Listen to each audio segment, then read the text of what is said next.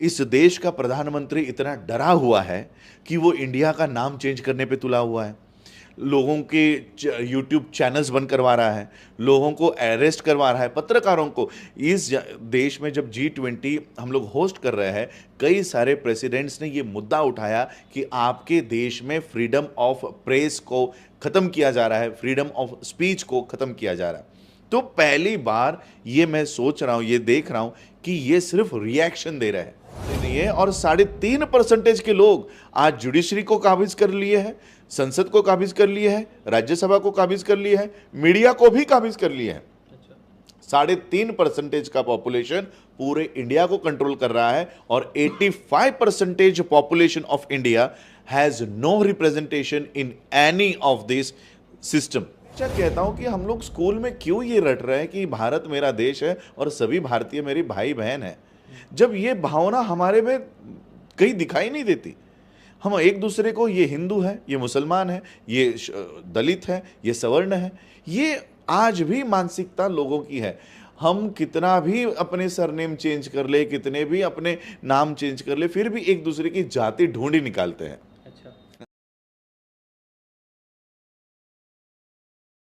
जय हिंद दोस्तों, मेरा नाम है रज़ा अंसारी। संविधान को आप पढ़ते हैं और संविधान ने इस देश में सभी लोगों को एक सा हुकूक दिए हैं और एक समानता दी है। राजरत्न अंबेडकर जी हैं, अंबेडकर जी के ग्रैंडसन हैं और लगातार जो है संविधान पर होने वाले हमलों के खिलाफ सरकार से आंख में आंख मिलाकर बात करते हैं। दिल्ली में कुछ पत्रकारों के घर पर जो है रेड पड़ा है, जिसमें न्यूज़ के लिए एक डिजिटल पोर्टल है, उनके घर पे, उनके जो ऑफिस पे यूएपीए लगा, यानी उस पूरे चैनल पे लगा है। राजरत्न अंबेडकर जी लगातार जो है इन चीज़ों को बोलते रहते हैं और लगातार किस तरह से संविधान खतरे में है उन पर बातचीत करेंगे। राजरत्न जी, सबसे पहले आपको ये प्रिविलेज होगा कि आप जिस घर से आते हैं उस घर में अंबेडकर जी को सालों तक जो है पीड़नाएं देखने को मिली। किसी समाज में अगर ब्राह्मण है तो उनके साथ बैठे नहीं दिया जाता था, बट आज जब संविधान बना उसके बावजूद भी ये सिलसिला चल रहा है कि अगर कोई दलित समाज से आदमी आता है तो घोड़े पे जाके दूल्हा नहीं बन सकता है। जी, प्रिविलेज तो नहीं कहूँगा मैं, क्योंकि बहुत बड़ी रिस्पॉन्सिबिलिटी है। बाबा साहब के परिवार में जन्म लेने के बाद बहुत सारे उम्मीदें लोगों की होती है। लेकिन मैं आज ये एक दुख भी मुझे महसूस होता है कि जिन समस्याओं से बाबा साहब को गुजरना पड़ा था, मैं बाबा साहब के थर्ड जनरेशन से आता हूँ। मैं ग्रैंडसन नहीं हूँ, ग्रेट ग्रैंडसन हूँ, उनके भी एक नेक्स्ट जनरेशन से। लेकिन जिन परिस्थितियों का सामना बाबा साहब को करना पड़ा था, उन्हीं परिस्थितियों का सामना मुझे भी करना पड़ता है। तो मैं हमेशा ये एनालिसिस करता हूँ, हम लोग एक कंपैरेटिव एनालिसिस करते हैं कि परिस्थिति में बदलाव कहाँ हुआ। जिन बाबा साहब को स्कूल में बैठते हुए, स्कूल में जब पढ़ते थे, तब टैप को हाथ लगाने की अनुमति नहीं थी। आज भी हमारे बच्चों को राजस्थान में किसी सवर्ण जाति के टीचर के पानी के घड़े को हाथ लगाया तो उसको बेरहमी से पीटा गया, जिसमें उसकी मौत होती है। तो जिन परिस्थितियों से बाबा साहब गुजरे, उसी परिस्थितियों से आज हमारे बच्चे गुजर रहे। तो देश में संविधान तो आ गया, लेकिन वो मानसिकता कहाँ है जो समानता के ऊपर एक दूसरे को भाईचारे की नज़र से देखे कि ये भी इंसान है, हम भी इंसान हैं, उसे भी वही अधिकार मिलना चाहिए जो मुझे मिल रहा है। ये भावना अभी तक लोगों में दिखाई नहीं दी। बाबा साहब ने कहा सिर्फ कॉन्स्टिट्यूशन देख के नहीं चलेगा, उस कॉन्स्टिट्यूशन मॉरलिटी लोगों में पैदा होनी चाहिए। आज हमारे देश में संविधान तो है, लेकिन वो नैतिकता लोगों में नहीं है। वो नैतिकता हम लोगों को तैयार करनी होगी कि ये मेरा देश है। और मैं तो हमेशा कहता हूँ कि हम लोग स्कूल में क्यों ये रट रहे हैं कि भारत मेरा देश है और सभी भारतीय मेरी भाई बहन है, जब ये भावना हमारे में कहीं दिखाई नहीं देती। हम एक दूसरे को, ये हिंदू है, ये मुसलमान है, ये दलित है, ये सवर्ण है, ये आज भी मानसिकता लोगों की है। हम कितना भी अपने सरनेम चेंज कर ले, कितने भी अपने नाम चेंज कर ले, फिर भी एक दूसरे की जाति ढूंढ ही निकालते हैं। अच्छा, तो अभी जैसे जाति की बात कही तो बिहार ने जातिगत जनगणना करी।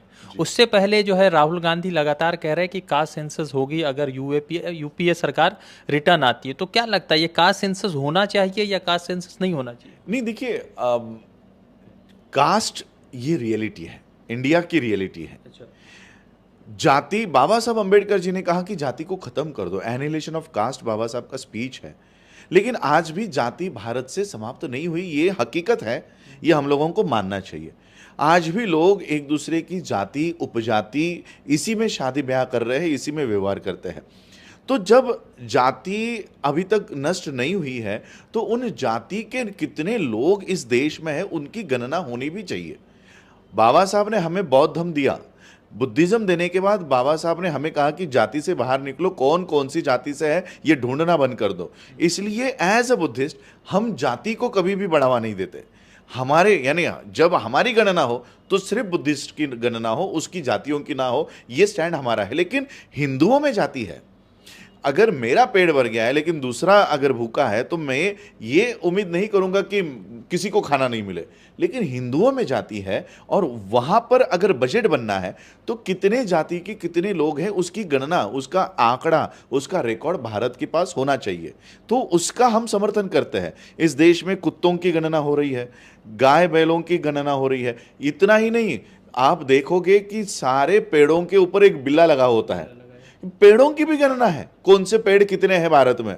तो इंसानों की भी गणना होनी चाहिए, जातिगत भी होनी चाहिए। तो उस जाति का रिप्रेजेंटेशन सरकार में कितना है, पॉलिसी मेकिंग में कितना है, जुडिशरी में कितना है, मीडिया में कितना है, ये भारत के लोगों को पता तो चले कि इतने 85% जिसे हम बहुजन कहते हैं, 85% पॉपुलेशन के लोगों को एडमिनिस्ट्रेशन में हिस्सेदारी कितनी है, जुडिशरी में हिस्सेदारी कितनी है, संसद में जुडिशरी कितनी हिस्सेदारी है, राज्यसभा में कितनी हिस्सेदारी है, ये लोगों को पता तो चले। 85% लोगों को आज कहीं हिस्सेदारी नहीं है और 3.5% के लोग आज जुडिशरी को काबिज कर लिए हैं, संसद को काबिज कर लिए हैं, राज्यसभा को काबिज कर लिए हैं, मीडिया को भी काबिज कर लिए हैं। 3.5% का पॉपुलेशन पूरे इंडिया को कंट्रोल कर रहा है और 85% population of India has no representation in any of this system. एक ये है कि आपने कहा कि रिप्रेजेंटेशन नहीं है। आज जो है दिल्ली में कई सारे ऐसे पत्रकार जो बहुत बड़े नाम हैं, बहुत बड़े ऑर्गेनाइजेशन से आते थे, मगर अब वो मोदी जी के नहीं बल्कि उनकी नीतियों के खिलाफ है, तो उनके घर पर रेड पड़ा और लगातार उनको कुछ लोगों की अरेस्टिंग भी हुई है। सवाल ये है कि क्या देश में लगता है कि जिस अभिव्यक्ति की आज़ादी के लिए लगातार बाबा साहब लड़ते रहे, आज उसी अभिव्यक्ति के आवाज़ उठाने के लिए इन सबों को जेल भेजा गया, तो क्या लगता है कि इन पत्रकारों के अरेस्ट होने की खबर आपको आई तो क्या लगा, संविधान कितना बचा हुआ है? देखिए, ये हम लोग तो बहुत पहले से ये कह रहे थे। आज जो सोशल मीडिया के माध्यम से अभिसार है, बाकी के सभी लोग हैं जो बड़े बड़े नाम हैं, जो एक समय पे मीडिया में हुआ करते थे, मेन स्ट्रीम मीडिया में हुआ करते थे, लेकिन क्योंकि इनका न्यूट्रल रहना, ये अडानी अंबानी इसके चैनल्स को गवारा नहीं था, तो इन्होंने फिर अपना सोशल मीडिया के माध्यम से अपने न्यूज़, अपने व्यूज़ लोगों के सामने रखना शुरू किया। अब लोग क्या कर रहे हैं, मेन स्ट्रीम मीडिया को बॉयकॉट कर रहे हैं और जो सोशल मीडिया पे इनके चैनल्स है इसको फॉलो कर रहे हैं ताकि सच्ची खबरें देख सके। अब जब मेन स्ट्रीम मीडिया इनके हाथ में नहीं रहा, अब हम लोग उनके पास नहीं जा रहे, तब ये इनको अरेस्ट करवा रहे हैं, इनके चैनल्स बंद करवा रहे हैं, इन पे यूएपीए लगा रहे हैं।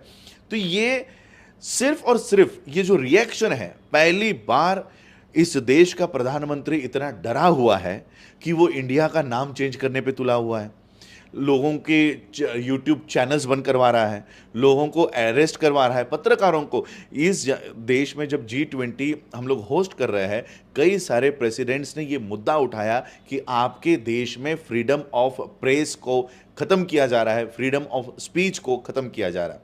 तो पहली बार ये मैं सोच रहा हूँ, ये देख रहा हूँ कि ये सिर्फ रिएक्शन दे रहे हैं। पहली बार प्रधानमंत्री रिएक्शन दे रहे हैं और पहली बार मैंने देखा, अभी कल परसों उनका एक वीडियो था, वो खुद यूट्यूब चैनल उन्होंने शुरू किया है और लोगों को कह रहे हैं कि हमें सब्सक्राइब करो। और जहां पर ऑलरेडी जिनके मिलियंस ऑफ सब्सक्राइबर है उनके चैनल बंद करवा रहे हैं। तो ये सिर्फ डर की वजह से हो रहा है। पहली बार इस देश का प्रधानमंत्री बहुत ही डरा हुआ है।